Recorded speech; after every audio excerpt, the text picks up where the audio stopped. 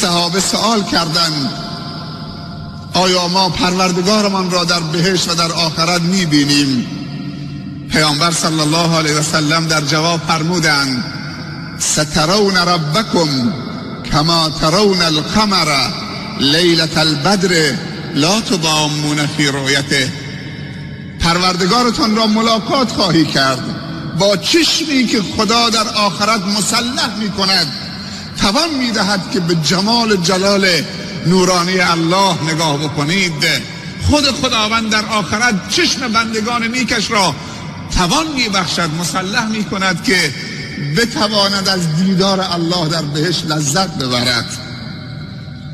سترون ربکم کما ترون القمر لیلة البدر لا تضامون فی رؤیته.